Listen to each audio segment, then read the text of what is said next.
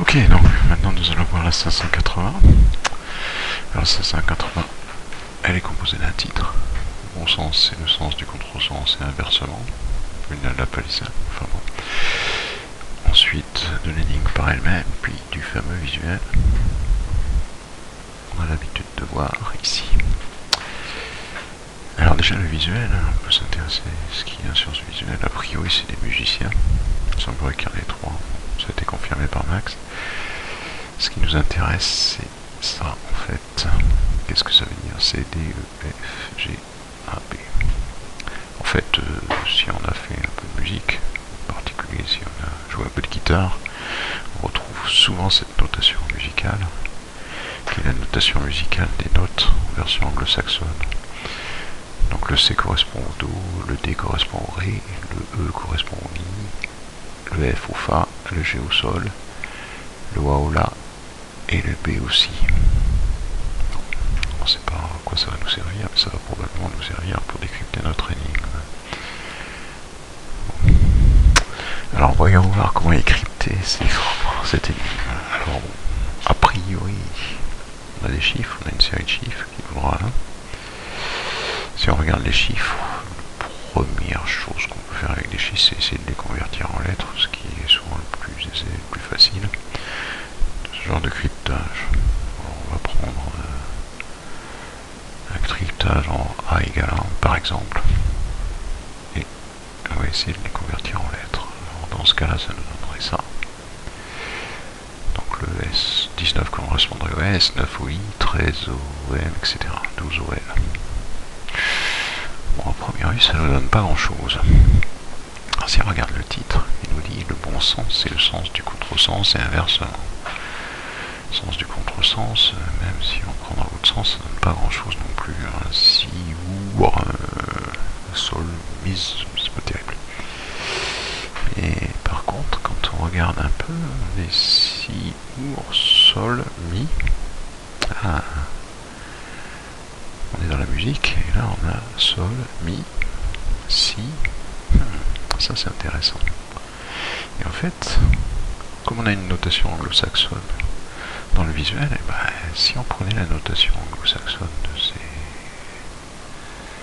de ces notes de musique, on aurait B ici, sol, ouais, sol c'est G, par exemple, voilà, G, et puis notre dernier mi là, et ben, c'est mi.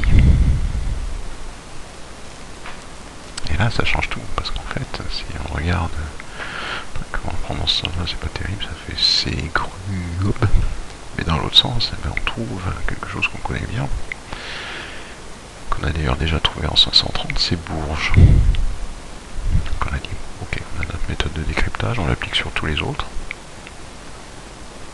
Hop. Et finalement, on trouve ça. Donc on a trouvé Bourges vaudra 1, Cherbourg vaudra 2, Dieppe vaudra 3, etc. C'est une liste de villes qu'on connaît, qui sont connues, il n'y a pas de mystère. Bon, Cherbourg, Dieppe, Épernay, Forbach, Gérardmer, Héricourt, Issoire, Jarnac, donc c'est pas très... il n'y a pas beaucoup de surprises là-dedans. Ce qui va nous intéresser maintenant, c'est le Vaudrin. Pourquoi Bourges voudrait 1? Pourquoi Cherbourg 2, 3, 4, 5, 6, 7, 8, 9? Et bizarrement, on a Angers qui vaut 0. Ça, c'est une représentation qui peut causer 1, 2, 3, 4, 5, 6, 7, 8, 9, 0. Bon, on aurait eu 0 au départ, on aurait dit, bon, ça va de 0 à 9. Mais là, on va de 1 à 9 et on repart à 0. Un peu comme si faisait une rotation, quoi. 1, 2, 3, 4, 5, 6, 7, 8, 9, 0. 1, 2, 3, 4, 5, 6, 7, 8, 9, 0, 26, 8. Un peu comme si sur une pendule où on aurait 1, 2, 3, 4, 5, 6, 7, 8, 9, 10, 11, 12, 1, 2, 3, 4, 5, 6, 7, 8, 9, 10, 11, 12, etc. Donc on aurait une représentation qui serait un peu comme ça. Ok. Voilà. Ronde, en fait, circulaire. On peut appeler ça une notation circulaire. Donc 1, 2, 3, 4, 5, 6, 7, 8, 9, 0. Voilà. Bon, et avec ça, qu'est-ce que ça nous donne? Bah, finalement, on n'a plus qu'à mettre nos villes dessus déjà, et voilà ce que ça donnerait. Bon, bah, ça nous cause pas trop, mais enfin bon, ce qu'on va faire immédiatement, c'est essayer de localiser sur une carte toutes nos villes. Hein. C'est peut-être le plus naturel aussi. Alors, si on cherche une carte, on doit en avoir une qui traîne, par exemple, là, où on a localisé toutes nos villes ici. Bon, je vais virer ça parce que pour l'instant c'est pas intéressant. On va s'y intéresser. Donc on a ici Cherbourg, ici Dieppe, ici Épernay, ici je ne sais plus qui c'est, ça c'est Forbach. Ici on a Gérardmer, Héricourt, on a Jarnac, pardon, on a Issoire, on a Jarnac, on a Angers et on a Bourges au milieu. Bien, on se rappelle qu'on est localisé ici. On est à Ronceau-Butier, ce qu'on a trouvé en 1470. Donc si on amène notre petit cercle là qu'on a déjà fait tout à l'heure ici, localisé à l'endroit où on se trouve, pourquoi pas? À peu près, c'est pas facile à faire, mais ça doit pas être mal, hein? Peut-être c'est pas... Ok. Et qu'on le tourne de façon à ce que le 2 soit vers Cherbourg, et qu'après on s'amuse à relier chacune des villes sur notre cercle du milieu. Si on y arrive, c'est pas, ça me paraît pas très terrible. Là, voilà, et on trouve ça. Donc effectivement, le 2 on l'avait mis sur Cherbourg, mais le 3 il va sur Dieppe, le 4 sur Épernay, le 5 sur Forbach, le 6 sur Gérardmer, le 7 sur Héricourt, le 8 sur Issoire, le 9 sur Jarnac et notre 0 au début du tour sur Angers. Le seul qui nous pose problème, c'est Bourges.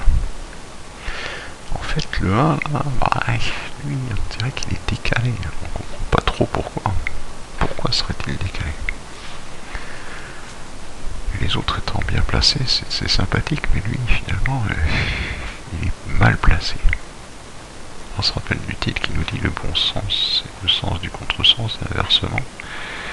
Alors peut-être faut essayer de comprendre ce contresens-là. Alors pourquoi Bourges serait-il inversé au mauvais endroit? D'abord, Bourges, on le connaît, on l'a déjà trouvé. On l'a trouvé en 530.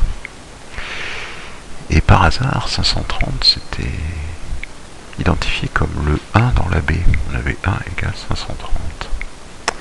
Et là, on a Bourges-Vaudra. C'est vrai que le Vaudra ferait plutôt penser à un futur, mais on peut se poser la question, est-ce que cette direction-là, comme on a des directions sur chaque, il ne nous aurait pas indiqué un Bourges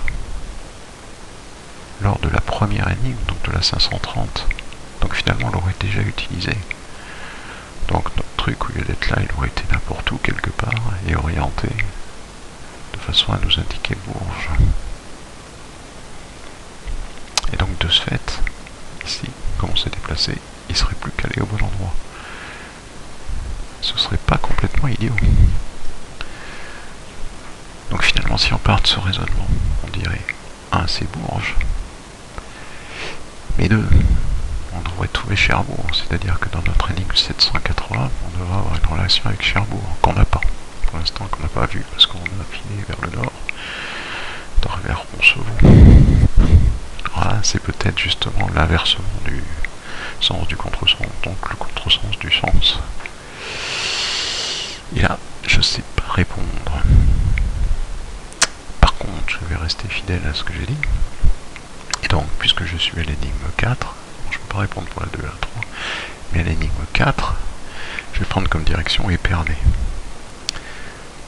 Je vais même dire c'est ma clé de passage, ce sera Épernay. On verra plus tard si ça peut servir. Et en fait, la solution de mon énigme, c'est ça. C'est ce que j'appellerais la boussole, qui nous permettra de nous diriger dans toutes les phases du jeu, voire qu'aurait dû déjà permettre de nous diriger avant, nous a permis une fois, mais essentiellement puisque c'est moi qui nous permettra de nous diriger dans les phases futures du jeu. Peut-être qu'on reviendra sur ces choses-là plus tard. Voilà. Donc solution boussole, clé passage, direction Épernay. Ligne vers Épernay, je sais pas comment on pourrait dire ça. Direction Épernay. Voilà, maintenant on va passer à la 600.